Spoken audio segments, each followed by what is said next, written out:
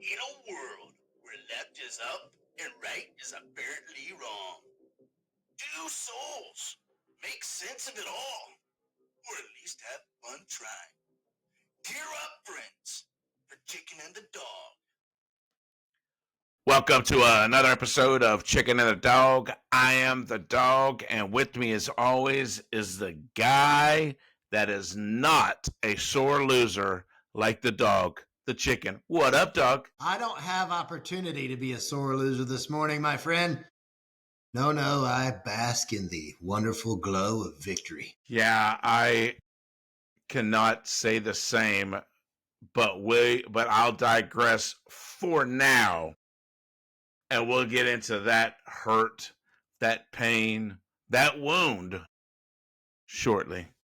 But before we do, we're gonna talk about something we haven't talked about in a few episodes, right? And it's because there's been so much going on, but we're gonna have a dog bark on this episode. Right. And get ready.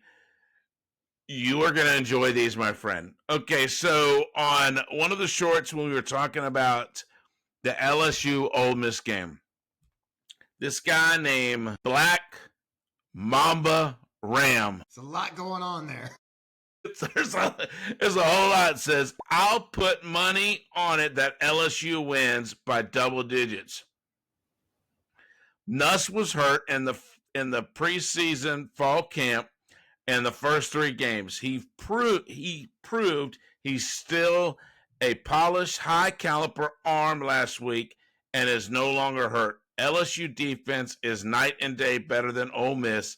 They haven't played a defense of this caliber yet. Just my opinion, where my money is going. It's not fair that we have to address this guy post-mortem. He said he led off with he was going to put money on it. Man, I hope you didn't, because I'd rather you have that going towards your mortgage payment or your car payment or kids' Christmas than in your bookie's hand right now. But here's the thing, right? Like, we've been talking about Nussmeier all off season, a good bit of this season so far, and has he shown it yet? Even going into this game, before this game kicked off, had he really shown it yet? And now, I'm sorry, but the doctor called it yesterday afternoon. He still hasn't shown it yet. DOA in Oxford. It hasn't been a good look. No. Here's another cat name, and this guy right here has 3 different comments. Pretty funny. This is kind of like a chicken-esque handle. Oh, all right. You ready? His handle name is Wiz Actually, or Wiz Actual. So he's a whiz. Good job. He says Trinidad has not proven got this LOL. And then he comes back and 2 more comments. He says, y'all criticize Nuss because of really one bad game, and now y'all are trying to rewrite the narrative about him. And then he said one more. He said, Oxford is not a hostile environment. Everything you said here been wrong and without context. Take them to school. It's not fair. We're talking about this after the fact, where it proved that we were so very right. I know. I would have loved to have had this prior to, but we didn't. But I mean, what more can I say? We're right. You're wrong. It's in the books to show it now. Oxford was not welcoming on Saturday to LSU. No. Nuss is still playing flat. His guys were dropping balls, dude. It's not, that's, we talked about it last year with Carson Beck. Like, okay, show me where the problem is here. We got 5-star, 5-star, 4-star, 5-star, 4-4, like whatever. You got the best of talent out there on the field, and these jokers are dropping balls. Either you're not throwing it the best ball, or they're not able to catch. Something was off the other day. And my man, Chambliss. Oh yeah, he's for real, dude. He's for real. Yes, he is. So, I think they pop cut whatever they do these days. Yeah, we were right. You were wrong. Suck it. Yeah. And then we've got a couple more, which I think was pretty interesting. And this is where we have to come back to reality and reel ourselves back in and say, we were wrong. It's okay. We were wrong. It happens. We were talking about, it was about the short when we were talking about the Auburn A&M game. We both had Auburn in that game. We both thought that Auburn could pull an upset. And this guy named Texas Fork Knife, not Fortnite, fork as in utensil, I got knife. it. I got it. I don't understand it, but I got it. Maybe he likes to eat. I don't either. But he come back, he says, how do you feel now? I still feel good. So he's hitting us post-mortem. Yeah, he's honest. I like your style. How do I feel about it now? I mean, A&M is playing great football. That's how I feel about it right now. And our pick was not based, and this is hard for me to say, but our pick was not based on being anti-Texas A&M, although I lived most of my life anti-Texas A&M. But it wasn't based on that. The pick was on how well we've seen Auburn play this year. They're a different team this year than they were last. You got me. There you go. A&M played a better game. Congrats. There you go, Bob. Yeah. And then we had one more comment to that same reel, and it was, and his guy named John Brimer. At least we have a real name. Maybe. Mate. So you're saying there's a chance. He says number 6 now, LOL. Again, we never have been anti A&M. Matter of fact, I would even go as far as to say we're kind of Elko fans. We think he's doing a great job at Texas A&M, College Station, and we think that he's got big things ahead of him. Is it this year? We didn't think so preseason. We talked about A&M. We didn't think they were going to be contenders. And it's still pretty early to say for sure that they are. But there's possible now. There's no doubt about it. I think they've got a path to a playoff spot, maybe even the SEC championship at this point. 100%. And again, I don't have a problem with the type of football that A&M is putting out on the field this year. We like Elko. Just thought Auburn might pull the upset. But let me also say this. I want more than anything other than South Carolina to be the team to do it. I want a national championship coming back to the SEC. And so yes, A&M with that win just helps prove that we're the best. So I don't have a problem with it. Good for you guys. I'm glad you moved up to number 6. Yes. Old Screamers. There you go. Look, man, speaking of coaches, we talked about Elko.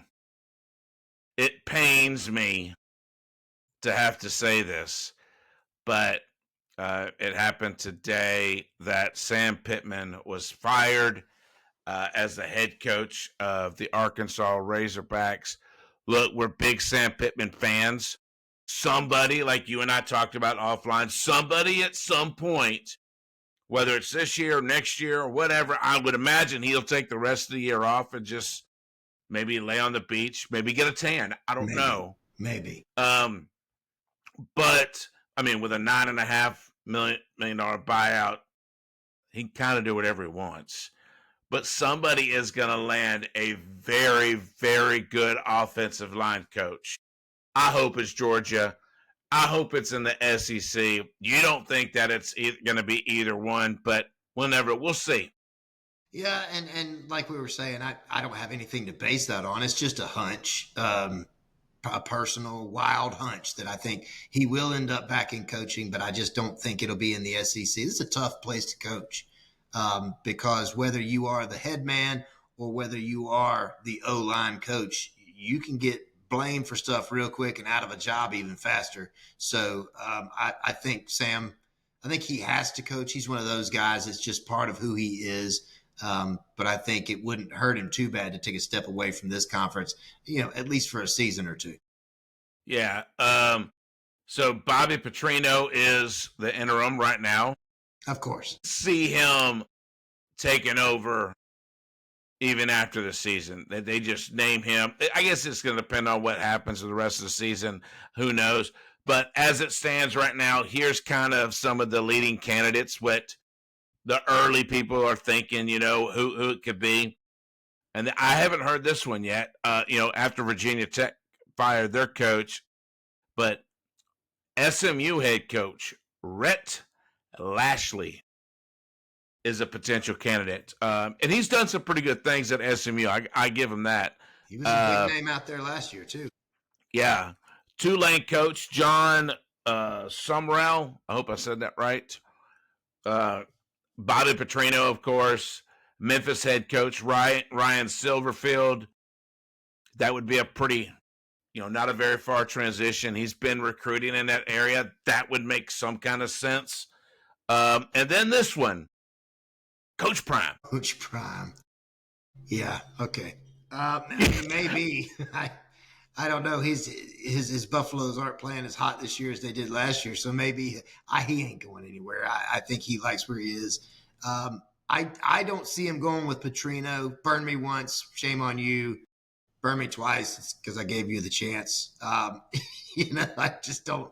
I don't see that going too well either. But I mean, you never know. And as far as Neon Dion, I don't know, man. I wouldn't think that this would be the job. I think he's got to stay in Buffalo a couple more years, or he's going to be known as a job jumper, right? And so I think he's got to stay at least one or two more seasons there. But I do believe at some point he makes his way over into the SEC. No, and I mean this could get into a wild, long conversation. I just see, his roots are Florida State. And if I had to take a wild guess, which is exactly what it would be, that would be his destination job, is to be able to go back. He played there. He was a great there. Obviously, all the things he did in the NFL and in Major League Baseball. But if I had to take a shot about what was his dream job, it's probably Florida State. You don't think it's like Yale or Harvard? I think he would love to go there and try and talk some sense into those people, but no, I don't think he dreams of coaching Ivy League football. That's a whole different subject you may have just opened up, but we'll leave that right there. So speaking of ranks and so forth and so on, look, man, they just dropped the top 25. And there was quite a bit of movement. And I don't know if I would agree with the movement. I'm going to kind of go through it, and then I'm going to let the chicken do what the chicken does, which is dissect things and give you his humble, but yet sometimes accurate opinion.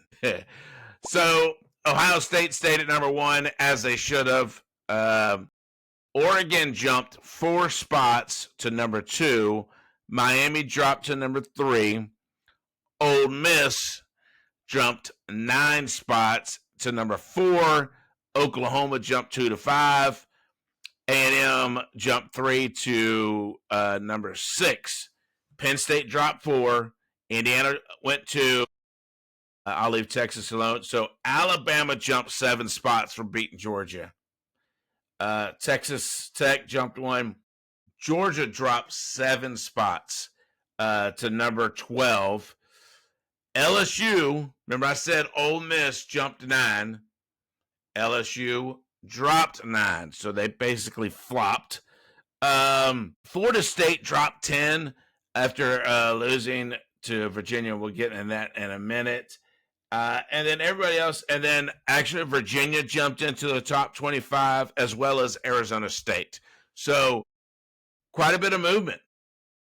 Yeah, quite a bit of movement. Something interesting, which I'm going to dive into the depths of this in a second, but the beloved Notre Dame, who absolutely destroyed Arkansas on Saturday, only goes up 1 spot. Oh, just one. Yeah. Now, to me, that solidifies the argument that I made last week that they should have fallen out in the first place.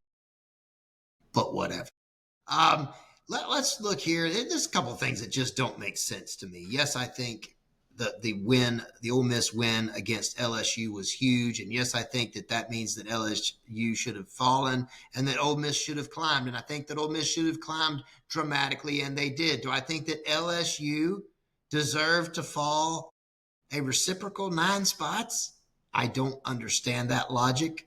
2-4-0 teams go head to head, and one of them has to lose. It's not like Ole Miss was unranked. One of these guys had to lose. Somebody was coming out with a loss. I think a 9-spot fall is a little dramatic.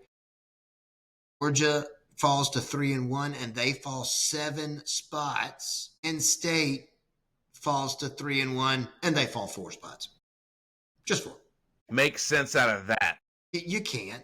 Penn State does lose to Oregon. Okay, it's another top 25 matchup, a top 10 matchup. It is a top Big Ten conference matchup. But Alabama and Georgia, was there really a bigger game yesterday? No. I don't think so.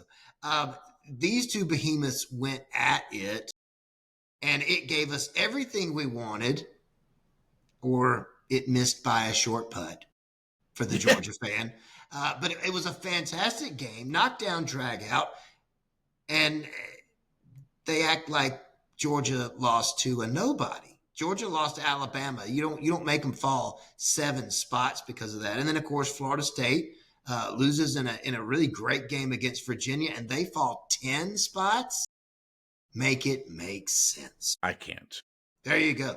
But what this does is it brings me back to what I was saying earlier about Texas A&M and the great start that they're off to is you're helping me stack the deck. Remember, I want national championships in the SEC. I want them to be Gamecock, Garnet, and Black, but if they can't be, at least let them be conference, and I want the Big Ten to choke on our success. And right now, we have 5.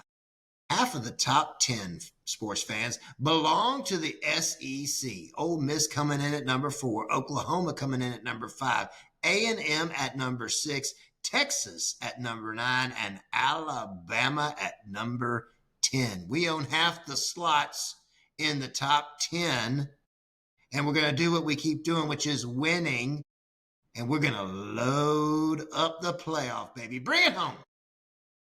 Yeah, bring home the national championship to the SEC. I'm tired of the Big Ten guys, running their mouth for the last 2 years. Even though they stopped short there, they won't go any deeper. They'll just go, well, the last 2 years. Okay, let's look at the last 15. Right. So, anyway, the top 25, a lot of movement, but it's still early. There's a lot of football still to be played. And speaking of top 25, let's look at the games that we talked about on the last show, the predictions, go over those scores. So on Friday, there was 2 fantastic games, man. I mean, they were great.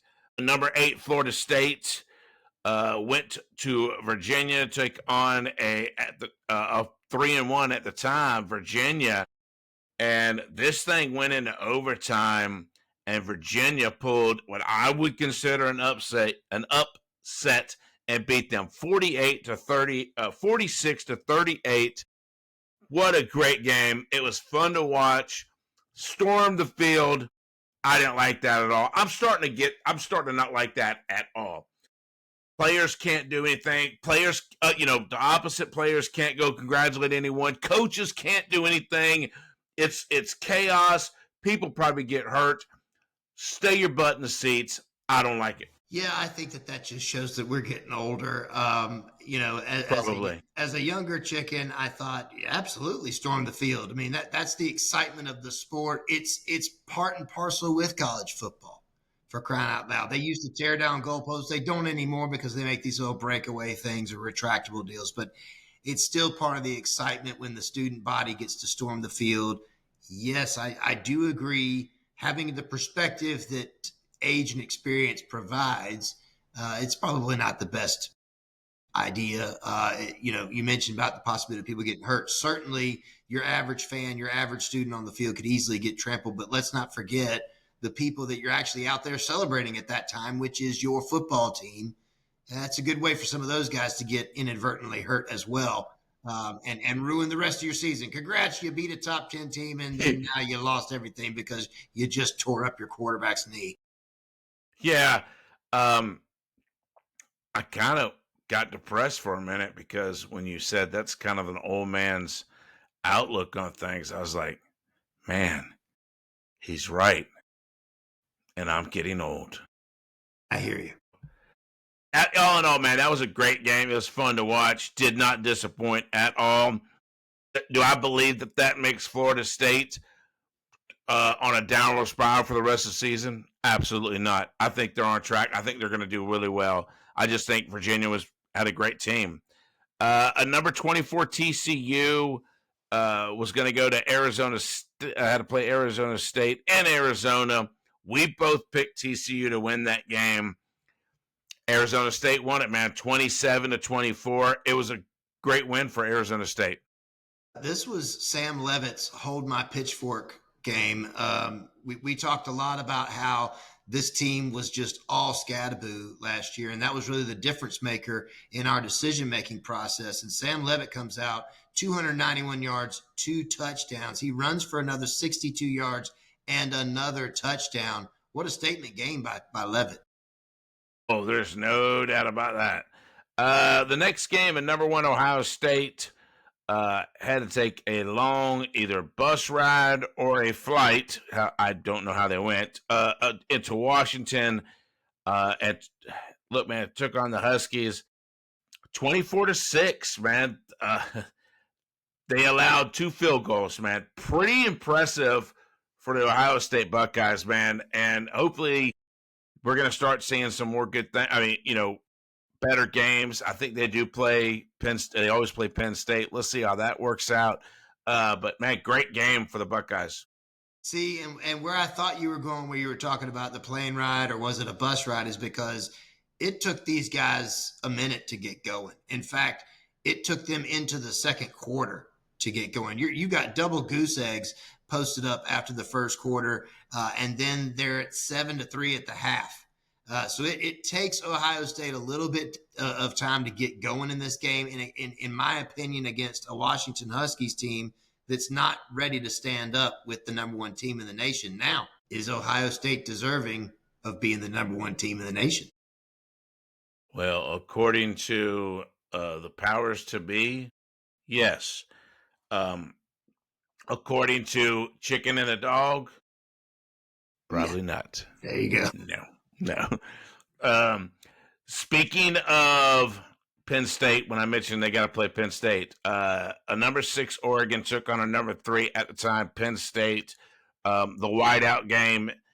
And look, man, it was a crazy game, went into overtime, and Oregon pulled out the win, 30-24.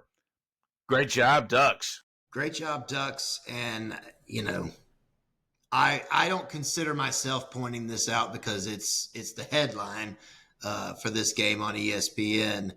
I talk all the time about Drew Aller, and I think he's a good quarterback, good little quarterback, great system quarterback at Penn State. But the other things that you hear, he's going to be a first-round guy in the NFL. No, he's not. He should be on the Heisman list. No, he shouldn't.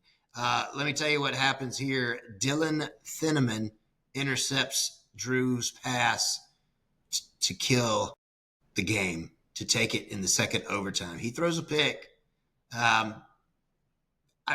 Listen, I'm not an NCAA quarterback, in case you haven't noticed. If you Google the chicken, you will not find my passing stats from way back when. It doesn't exist. But I can also tell you this, having watched way more than my fair share of college football, having seen some of the greats play the quarterback position, champions don't throw picks in overtime. Champions rise to the occasion and find a way to lead their team to victory. I know that this was 2 heavyweights going at it, but Drew, if you were all that in a bag of grits like they're trying to shove down our throats, he wouldn't have thrown a pick. Yeah, but I'll also say this though. It's still only week 5, and there's still a lot of football to play. Everybody talks about, can James Franklin win the big games? Well, as it stands right now, the answer is still no. Does he have an opportunity to change the narrative? Yes, he does, but we'll see. Let's see. The next game, number 11 at the time, Indiana took on Iowa. Indiana did what Indiana's been doing all year long, man. They are now 5-0. They beat them 20-15 in Iowa. Great game, Indiana. Those guys are for real, man. They are, but just like I said the other day, Iowa hasn't figured out how to score points in quite some time. And when you only put up 15, you're not setting the bar real high for your competition. Mendoza has another good game, throws for 2 more touchdowns. But yeah, if Iowa can figure out how to play offense again, they might be something. Oh, yeah. Mendoza, man, that dude's doing a great job, man. Good gracious. Number 14, Iowa State hosted in Arizona, and Iowa State beat them 39-14. Great game. Yep, great game, Cyclones. At the time, a number 21, Fighting Prophylactics took on a number 23, Fighting Curtis's Illinois. And look, man, Illinois handled business, beat them 34-32. It was an exciting game. Good win for the Illini. Go Curtis. And this leads us to our last game when it comes to top 25, even though it's an SC. All right. So at number 22, Notre Dame had to go to Arkansas to take on the Fighting Pittmans. And we were both really pulling for Arkansas, man. We wanted that Arkansas win. We talked about the implications when it comes to this game on both sides, whether it was Arkansas is going to win to keep Sam Pittman's job, or was it Notre Dame going to win to keep their path forward, or were they going to lose and kill any hopes of a postseason pitcher? And Notre Dame embarrassed Sam Pittman and the Arkansas Razorbacks 56-13. I felt bad for him. I did. I didn't like watching this game. Good job, Marcus Freeman, and what you're doing at Notre Dame, but I didn't like this game. I hated that it happened this way. Yeah, I didn't like this game. I didn't like this game for some different reasons. It's interesting to me that you bring up Marcus Freeman and look, we both think he's a good coach. I don't know if he personally wanted to be the one responsible for Sam losing his job. I don't know if maybe he wants the Arkansas job himself, but they owned this game from the rip, and I lost a lot of respect for Marcus Freeman at the end of the first half. Arkansas is just doing anything and everything that they can do to just try and get something going. Yet they are losing 42-13 at the time. 42-13 at the time. They get a defensive stop. Notre Dame lines up to punt the ball. Not a lot of time left in the half. Maybe these guys can get a run game going and some confidence. Maybe something fluky happens and Taylor Green launches one for a quick score. Even then, you'd be up 42-20. Instead of taking the easy punt, working the clock, Notre Dame fakes it, picks up the first down, drains the clock.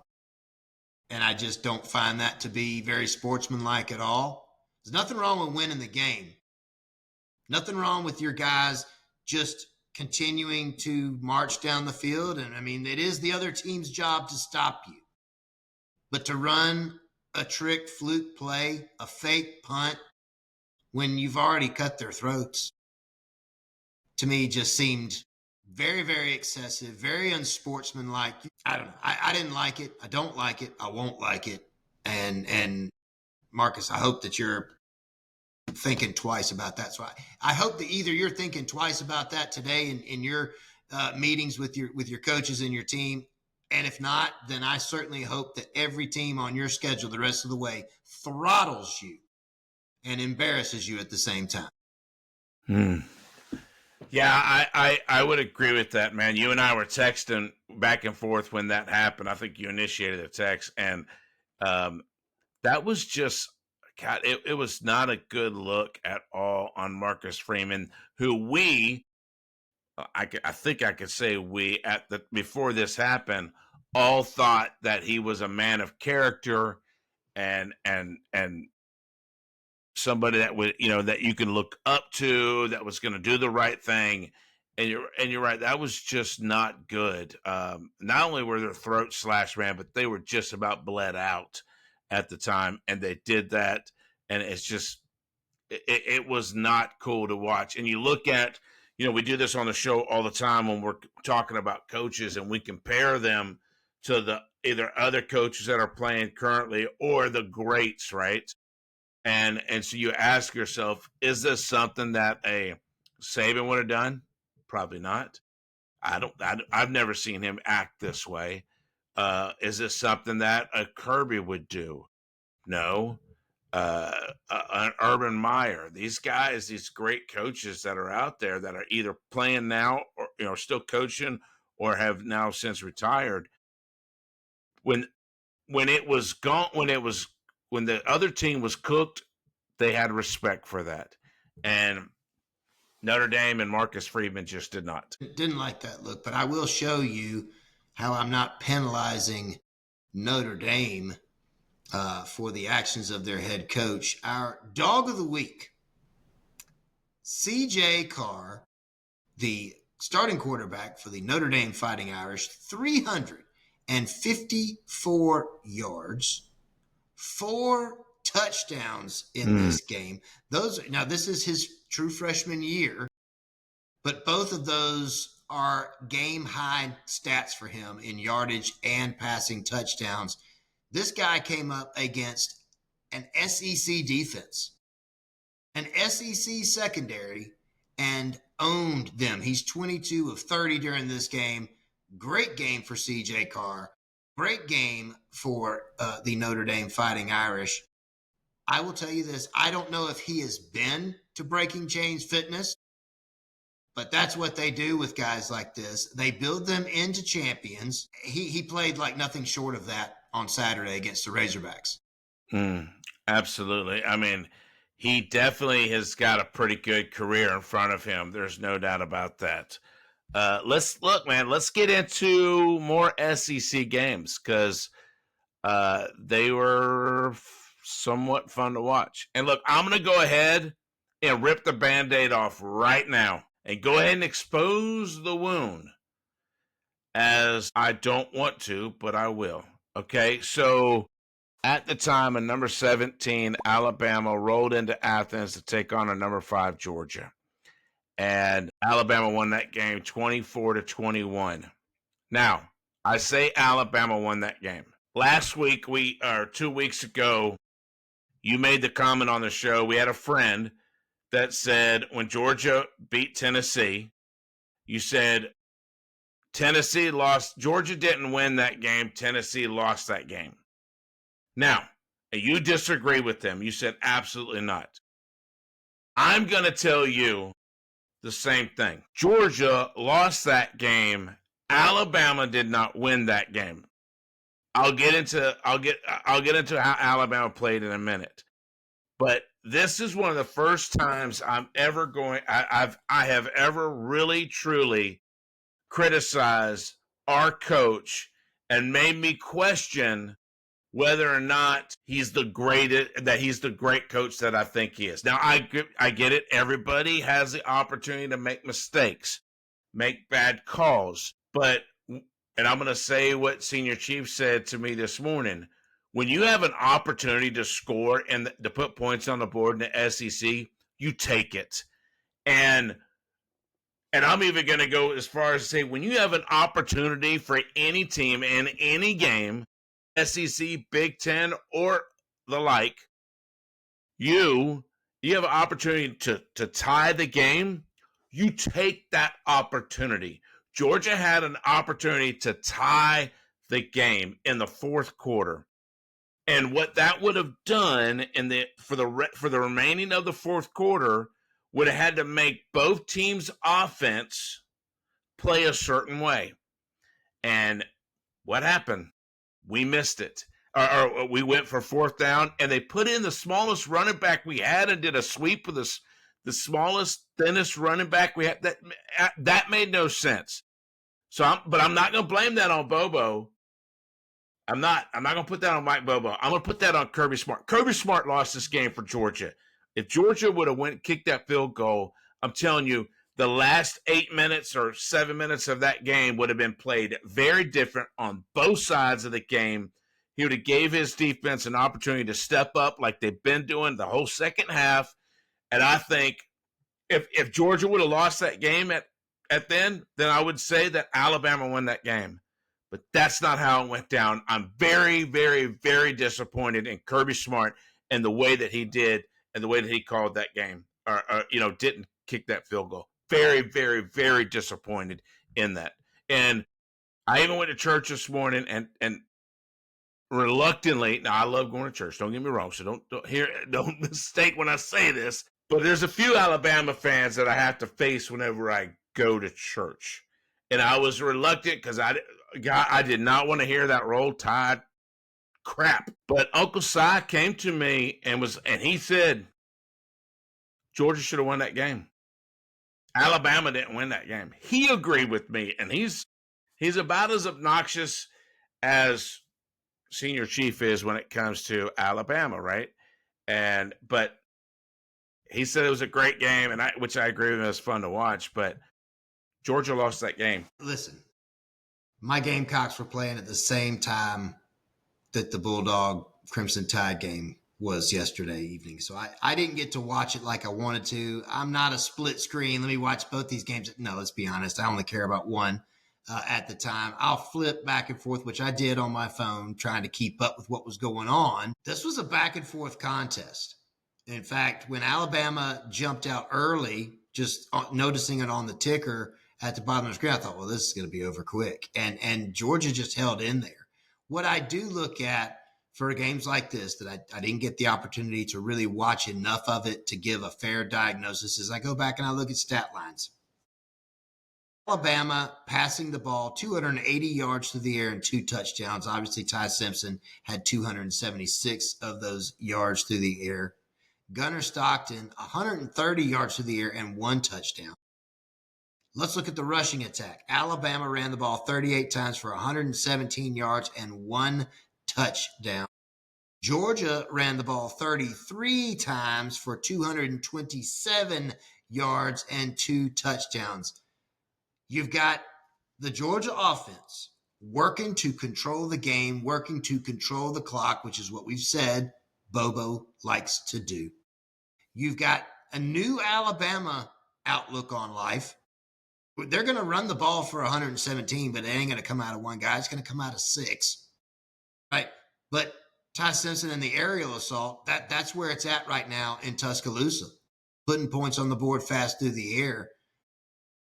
A tale of two cities, and 24-21. Fellas, that's 2 heavyweights going at it, and somebody had to win and somebody had to lose. So I don't see a difference between the statement and Alabama won that game. No, Georgia lost that game.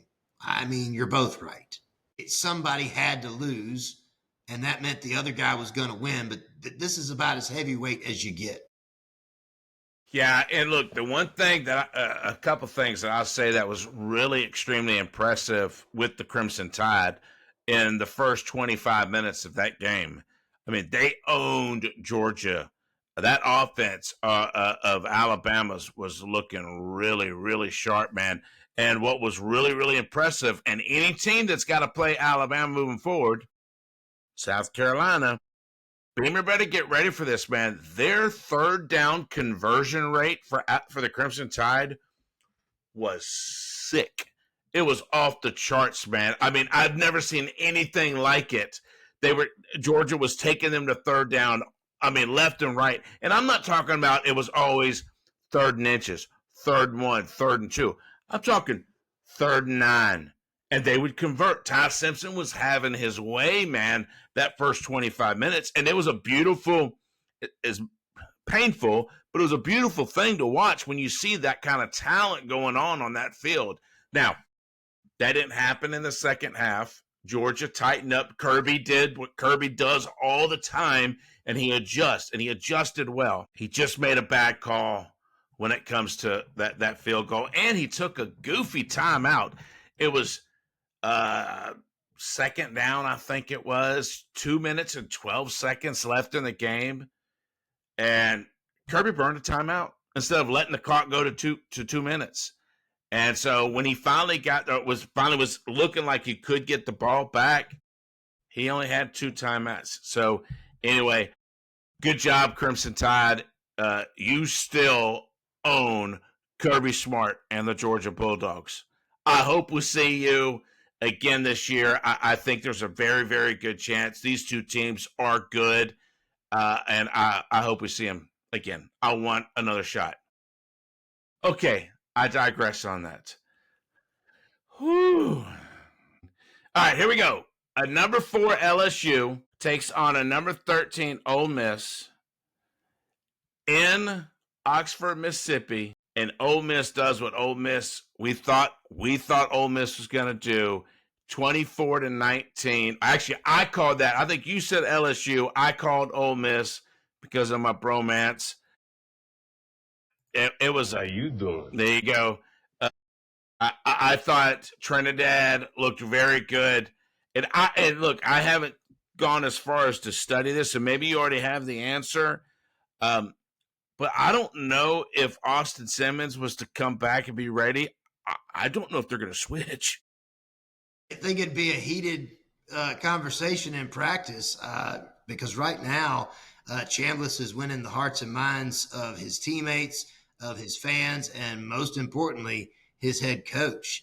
There at the end of that game, Ole Miss is just trying to wear out that clock, and Chambliss comes running over the sidelines and ends up going out of bounds.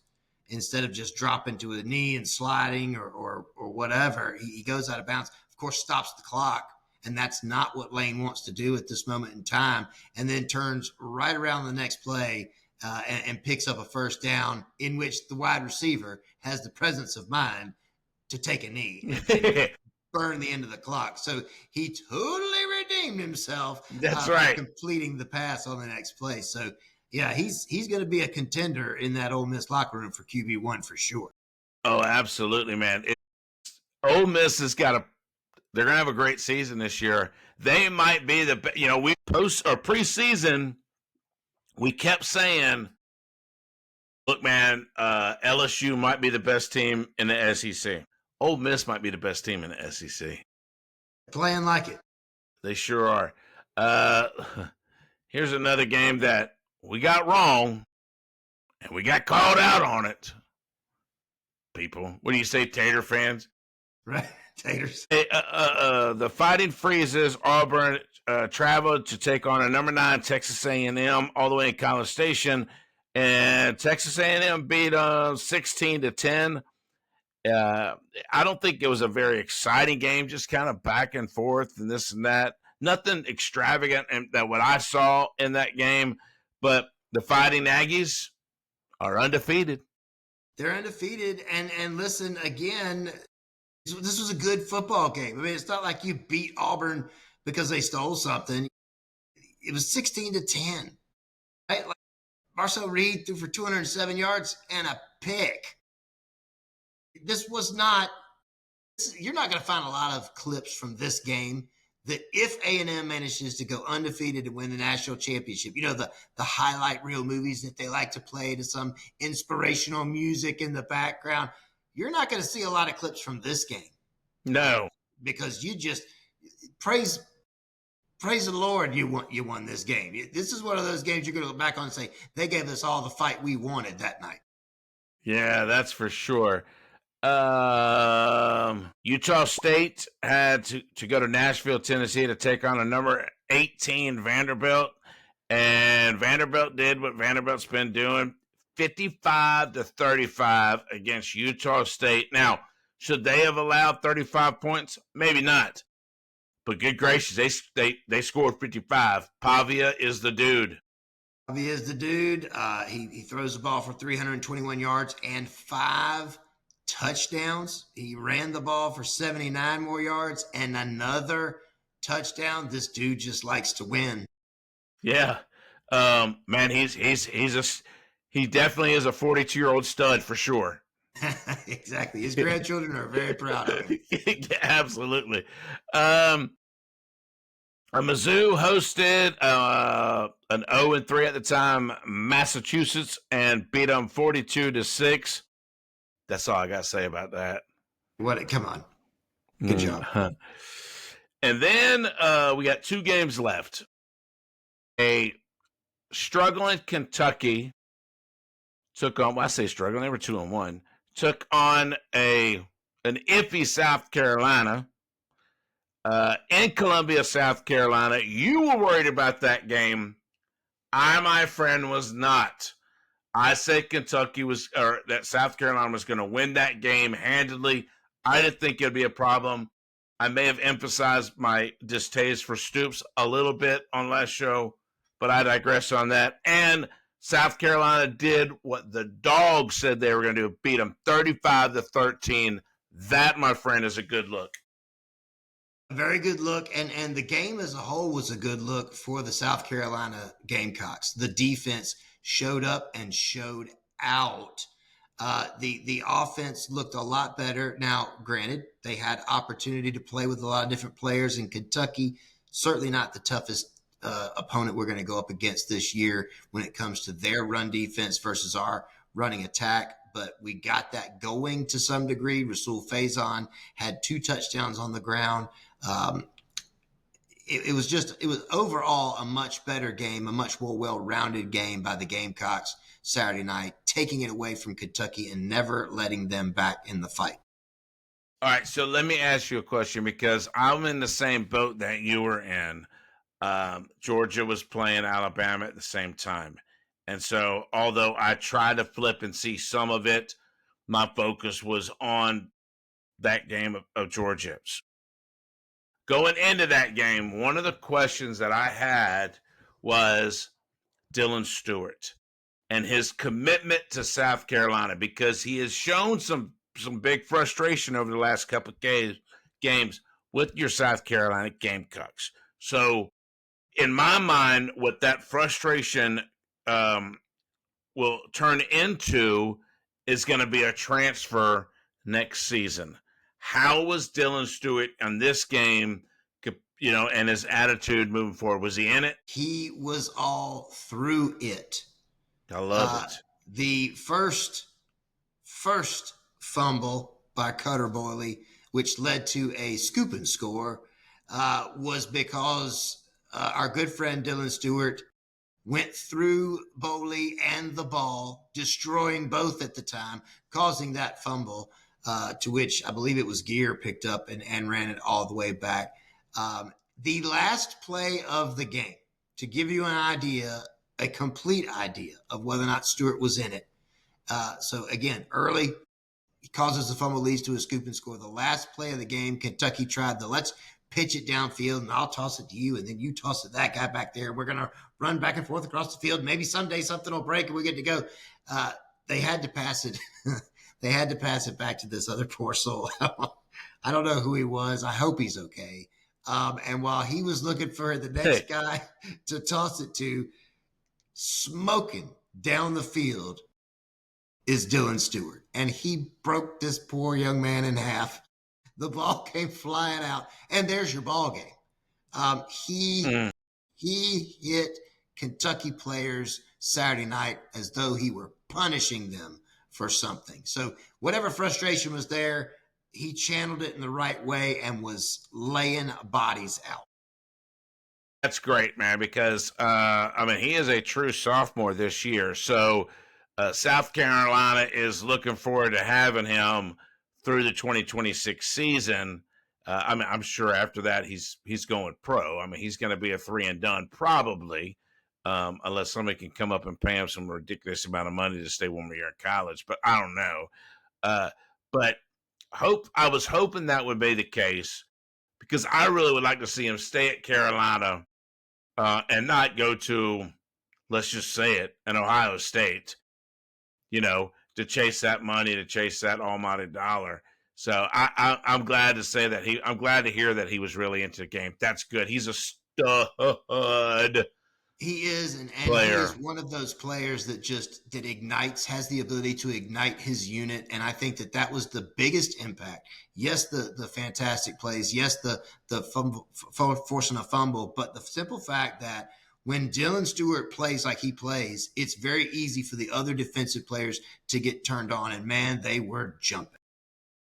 That's fantastic. Well, that leaves us to one game left to talk about in the SEC.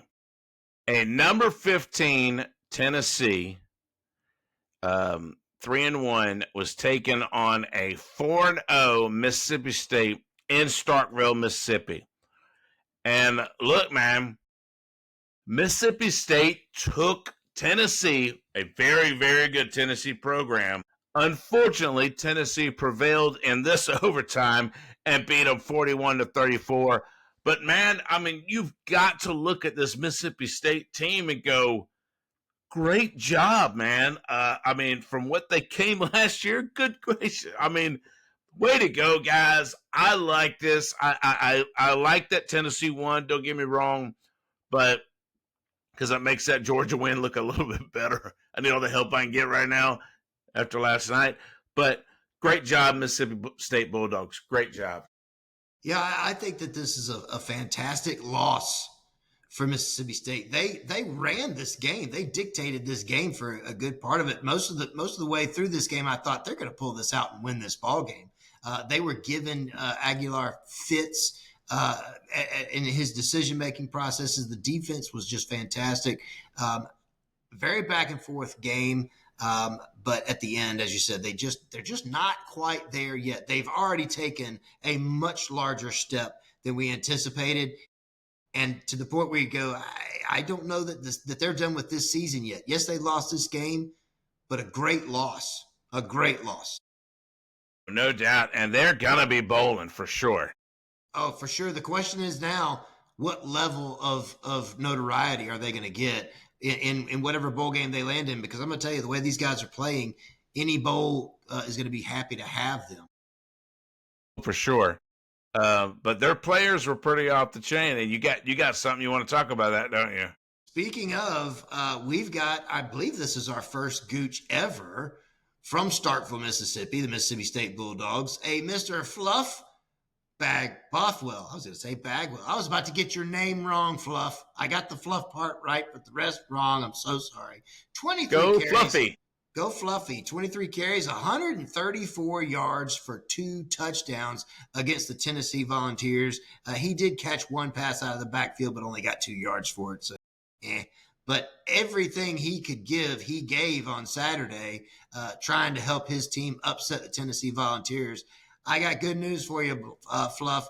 First of all, you only want to be a Gooch once. You don't ever want to come back. Second, I think you got a lot more big games ahead of you this season at Mississippi State. Absolutely, man. And, he was at South Alabama last year. That's where he transferred in from South Alabama. And I thought, what a great game to become a Gooch on, man. I mean, yes, they did not win. We understand that.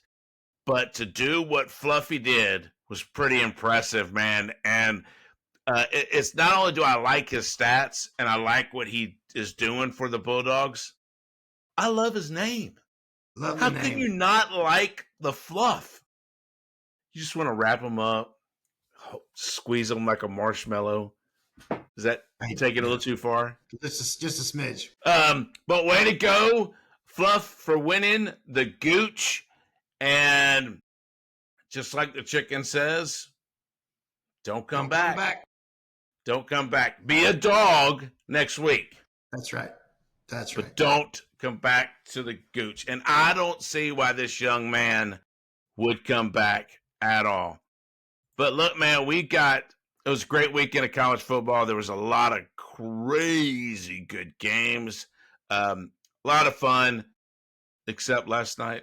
I should have played Everybody's Hurt, but that's okay. Because I'm hurting still. Anybody but Alabama. But I digress on that. Anyway, Look, guys, like us, follow us, subscribe to us on YouTube, follow us on TikTok, Instagram, Facebook, Twitter, X. Is there any other platform that I forgot? I wouldn't know. All the things, kids, all the things. All Follow the us. things that you guys do. Anyway, look, Chicken, you got anything? Uh, no, Jesus won. I'm all crowed out. Guys, love you. Deuces.